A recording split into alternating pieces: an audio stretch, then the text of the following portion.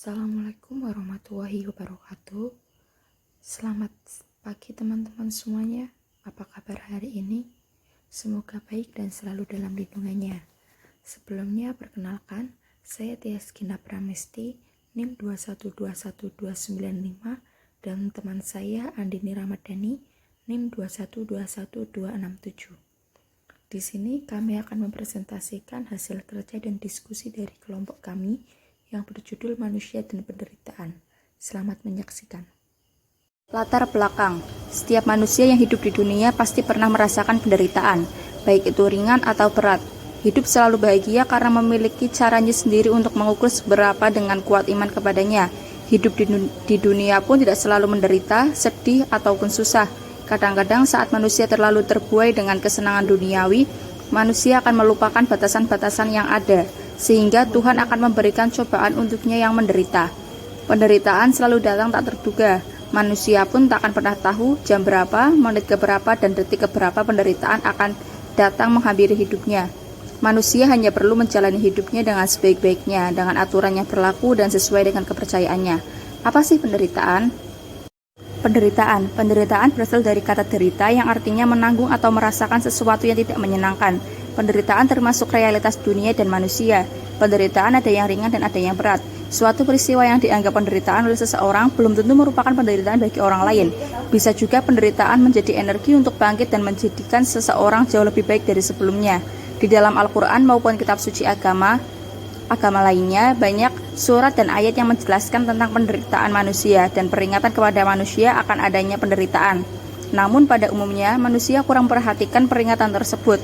Dalam surat Al-Insyiqaq ayat 6 dinyatakan bahwa manusia ialah makhluk yang hidupnya penuh dengan perjuangan.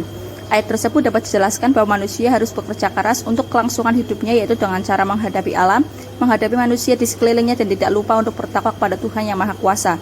Apabila manusia melalaikan salah satu akibatnya manusia akan menderita. Penderitaan juga dapat timbul akibat noda dan dosa manusia.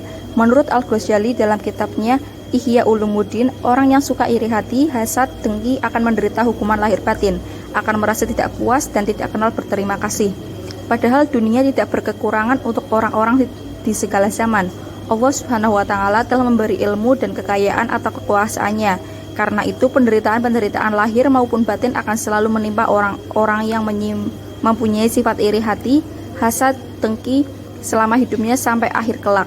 Untuk mengobati hati yang menderita ini, sebelumnya perlu diketahui tanda-tanda hati yang sedang gelisah atau hati yang sakit atau sumber penderitaan itu datangnya dari mana. Terima kasih kepada rekan saya yang telah memberikan waktu dan kesempatan kepada saya untuk menjelaskan materi yang selanjutnya, yaitu sumber penderitaan. Sumber penderitaan ada dua. Yang pertama yaitu sumber penderitaan dari perbuatan manusia. Perilaku manusia yang tidak sesuai norma atau tingkah laku serta tidak tertib pada hukum yang ada akan menimbulkan kerasahan bagi orang lain atau lingkungan sekitar. Kemudian sumber penderitaan dari rasa sakit hati, siksaan, dan azab dari Tuhan. Merasa iri atau dengki ketika orang lain bahagia, selalu mengucilkan orang lain yang tidak bersalah, mendapatkan perlakuan yang tidak baik akibat perlakuan dirinya sendiri ke orang lain yang tidak baik pula. Selanjutnya adalah sumber penderitaan yang kedua. Menurut Sigmund Freud, menyebutkan ada 3 sumber penderitaan manusia. Yang pertama adalah tubuh manusia. Tubuh manusia itu bisa lemah, bisa rentan, manusia itu fana, tubuh manusia bisa membuat manusia itu sakit. Dan itu menjadi sumber penderitaan. Kemudian yang kedua adalah dunia. Kenapa dunia? Karena dunia itu yang pertama adalah bencana alam, keunggulan alam, ketidakmampuan manusia untuk mengendalikan alam dan alam sebagai kebutuhan. Yang ketiga adalah hubungan sosial, bagaimana kita bersosialisasi ke masyarakat, ke orang lain, undang-undang yang tidak sesuai, dan semua ini membatasi kepuasan, kebebasan, dan kesenangan manusia itu sendiri. Kemudian yang selanjutnya adalah siksaan. Siksaan dapat diartikan sebagai siksaan badan atau jasmani dan dapat juga berupa siksaan jiwa atau rohani. Akibat dari siksaan yang dialami seseorang, maka timbullah penderitaan. Siksaan yang sifatnya psikis bisa berupa kebimbangan, kesepian, ketakutan. Ketakutan yang berlebihan disebut fobia. Fobia ini yang akan menimbulkan penderitaan. Kemudian yang selanjutnya adalah rasa sakit. Menurut Wikipedia, sakit merupakan pandangan atau persepsi seseorang bila merasa sehatnya terganggu. Sakit adalah hal yang tidak mengenakan atau nyeri yang pasti dirasakan oleh seseorang. Sedangkan penyakit adalah proses fisik dan patofisiologis yang sedang berlangsung yang dapat menyebabkan keadaan tubuh atau pikiran menjadi abnormal. Akibatnya manusia akan menderita sakit karena terkena penyakit. Dengan demikian, sakit merupakan salah satu penderitaan. Kemudian yang terakhir adalah neraka. Nah, istilah neraka sendiri berasal dari bahasa Sanskerta dan bahasa Hindi atau India, yaitu Naraka, yang dalam agama Hindu dilukiskan sebagai seorang raksasa kejam. Ia merupakan putri dari bumi yang dilukiskan sebagai wanita cantik bernama Pertiwi.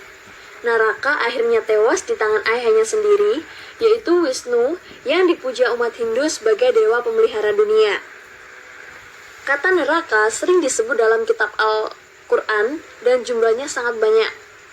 Dalam bahasa Arab disebut nar. Tempat ini menurut keyakinan umat Islam adalah tempat di mana manusia dan jin adalah para makhluk yang membangkang terhadap syariat Allah dan mengingkari para nabi. Siapapun orang yang masuk ke dalam neraka, dia tidak akan keluar darinya, karena pintu neraka berdiri kokoh dan tertutup rapat. Itulah penjara bagi orang-orang yang menganggap remeh berita tentang pengadilan akhirat. Ada juga orang-orang yang terakhir kali masuk neraka, setelah mereka yang disisa sesuai dosa-dosanya yang telah mereka perbuat. Di dalam kitab suci Al-Quran, disebutkan bahan bakar neraka adalah dari manusia dan batu. Kemudian yang selanjutnya adalah jenis pintu neraka. Jadi pintu neraka itu dibagi menjadi 7. Yang pertama adalah pintu neraka Hawiyah. Yang kedua pintu neraka Jahim. Yang ketiga adalah pintu neraka Sagor. Yang keempat adalah pintu neraka Laza. Yang kelima adalah pintu neraka Huthamah. Yang keenam adalah pintu neraka Sa'ir. Yang ketujuh adalah pintu neraka Wail.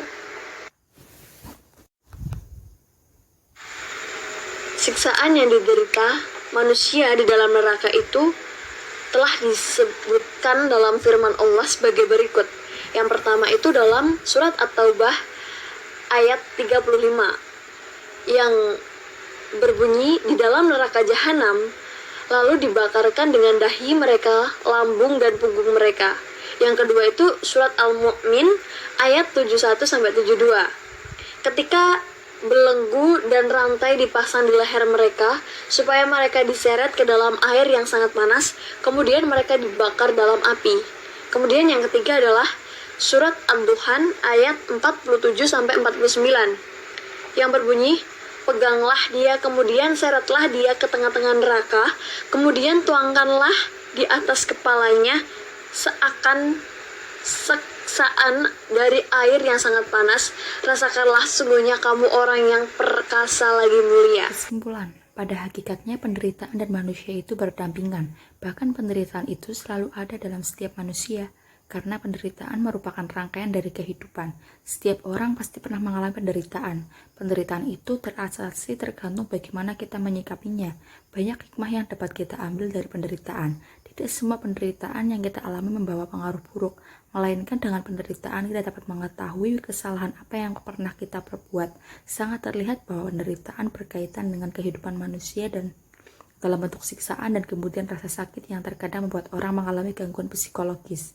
Jika orang tidak dapat melalui proses ini dengan tegas, mereka dapat membawa orang dari luar ke siksaan yang menyakitkan di neraka.